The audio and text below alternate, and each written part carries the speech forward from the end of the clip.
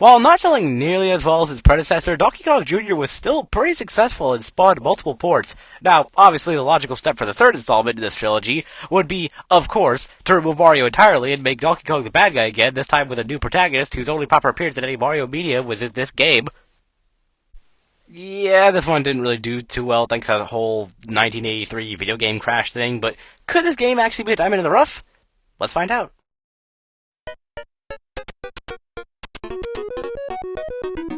Okay, so the plot of the game goes as follows. Mario's busy doing nothing of real significance, and Donkey Kong has just kind of gone on a rampage, destroying a bunch of buildings. And so, some random exterminator guy named Stanley is apparently the only one who can stop him. Editor's note here. I don't know where the hell I pulled that out of, considering the actual plot of this game is that, like, Donkey Kong was hiding out in Stanley's greenhouse, and that's why Stanley's attacking him. I don't know where the hell I pulled this. I genuinely don't know where I pulled Donkey Kong attacking a city out of. Maybe it was there on the wiki before and Mod just deleted it, or I'm experiencing the Mandela effect or something.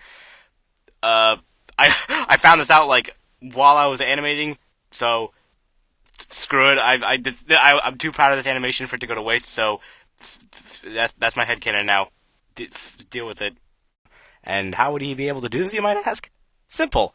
Spray the giant gorilla with a bug spray in the crotch until it runs off. Oh, and also, it seems Donkey Kong just seems to attack buildings that conveniently have serious infestation problems. What a concept! So the gameplay. Now you take control of Stanley, and Donkey Kong is held above you by ropes. Your objective, as stated previously, is to shoot him with your spray gun, which causes him to move up the ropes. And when he reaches the top, you win. But if he reaches the bottom of the ropes and falls, you lose. But that's not all you have to worry about. Oh no, because you also, for some reason, have to protect these flowers at the bottom of the screen that bugs disturbed by DK will come down and try to carry away. Or at least some do, others just try to kill you. And of course, if all the flowers are taken or you touch one of the bugs, it's game over. So the game is basically one large balancing act between making sure DK doesn't reach the bottom of the ropes, making sure the bugs don't carry away all the flowers, and making sure not to get killed by said bugs. I'll just say though, if you get killed by a bug if they touch you once, you probably shouldn't be an exterminator, just saying. Also, Stanley's death in the arcade version if he gets hit by a bug is weirdly brutal. Like, they just up and eat his remains, like, Jesus. Also, on a minor tangent, you may be asking yourself, why does this game feel so different in terms of playstyle from the previous games? Well, that's because this game is basically just a glossier reskin of a Game & Watch game entitled Greenhouse, which pretty much plays exactly the same as Donkey Kong 3, even having Stanley, just with no Donkey Kong, and also just really oversimplified because it's the Game & Watch. So, yeah, Nintendo really just took a random Game & Watch game and slapped Donkey Kong onto it for the final installment of this trilogy. That's interesting. But, yeah, back to what I was saying. The fact that you have to juggle 3 things at once honestly makes this probably the hardest game in the trilogy. And the gameplay complements this pretty well. Mostly. First of all, I feel that this game doesn't have the same level of variety that the first 2 games had, with the levels being very repetitive and not offering any new gimmicks outside of new enemies to avoid. You start off with your standard flying enemies in level 1 that try to take flowers away, as well as these caterpillars that are invincible to regular bug spray, only being killable by this special bug spray that Donkey Kong knocks down at a certain height. There's also these annoying things that explode into 4 damaging projectiles, and these enemies that just fly straight across a specific platform to kill you. There are more enemies in the arcade version that change things up a little bit, like these Vine Eaters that eat away at the ropes DK's on, but they aren't in the NES version I played, unfortunately. Or, fortunately for me, because this game is already stupid hard as it is. On the control side of things, Stanley moves fine, but when jumping, he can't move at all while in the air, which can leave you vulnerable to damage. Also, there's this moment where DK just throws a coconut at you out of nowhere, so that's fun. But overall, it's okay. I still had fun playing it for what it's worth. There's not really an ending to the game, it just kind of keeps going until you die, and I got up to level 10, so I'll just say that's as far as I got. But overall, this game's a little flawed, but still alright. I'm feeling a 7.2 out of 10. It's okay. Hey, remember when I said Mario was doing nothing of significance in DK3? I lied. He was actually helping out his brother in Mario Bros!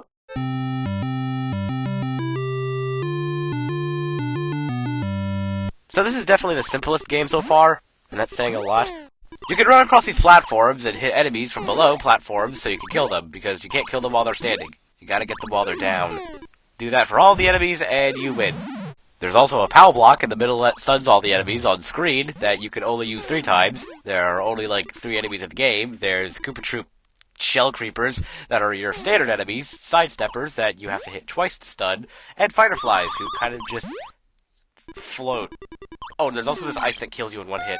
The controls I thought weren't that great. Mario controls like he's on ice, and his jumps are way too floaty for my liking, which I guess makes sense because this is like inside a New York sewer system, so the floor's probably slippery from all the sewage and poop and stuff. But aside from the controls, the game's alright. It's simple, but it has its charm, I guess. It also has 2-player, where you can witness the debut of one of the greatest characters in fiction, Luigi! Except he doesn't do anything, because I don't have anyone to play this game with. 7.4 out of 10, it's okay. Well, again, the video game crashed kind of messed things up for Mario Bros. It was still a modest success, to the point where, in 1985, a game featuring the brothers was released. And not only did it become one of the highest-selling games in history, but it single-handedly saved the entire video game industry from dying out forever. And it is, by far, one of, if not the most important video game of all time. And that game is Wrecking Crew, baby! Woo! Okay, I jest, but like, this game's actually pretty fun.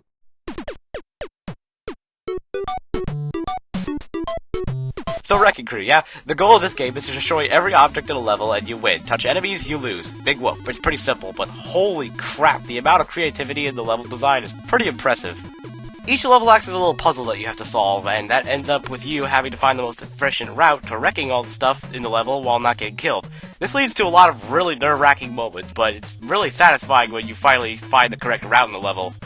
In terms of stuff I feel could have been better, there are only like 3 enemies in the entire game. There's these abominations who can walk to your location, and these purple boys who walk in the same direction at all times. And of course there's also this asshole, Foreman Spike, who literally exists just to mess you up. Which, yeah, can get a little annoying at times, especially seeing as sometimes he can screw up the entire level before you even do anything. Oh, and there's multiple moments where the game just traps you for no reason. Thank you. Yeah, like with Mario Brothers, there's these fireballs that appear on the side of the screen occasionally, and sometimes he can spawn right on top of you, so yeah, that's fun. And also the game loves using them, so you better get used to that. But yeah, overall, this was probably my favorite game of this entire video. It's just a really solid NES game that you can play for hours and not really get bored of. And if you do, you can always make your own level. Yeah, this NES game had a full-on level editor where you can make your own stage. How cool is that? They should really make a full game about that. So, yeah, this game's pretty good. I recommend it. 8.7 out of 10. It's pretty good. So yeah, those are all the Mario games that came out before the Super Mario Bros. Trilogy. Or quadrilogy, technically. Or trilogy and a half, I don't know. Sorry if I kind of ran out of steam near the end, because I definitely did. This is my first time reviewing a video game, and also video games. And I'm starting out with games that are not only really simple, so there's not much to say on them, but also games that are so ubiquitous that it's kind of hard to say new things about them that haven't already been said like a million times before. But, hey, if you enjoyed this video and want to see me continue, well, it doesn't matter currently because I have like no audience, so whether or not I continue is entirely dependent on views at the moment. But still, let me know, and consider subscribing. I have more ideas for videos that should be coming soon, so I hope you look forward to that.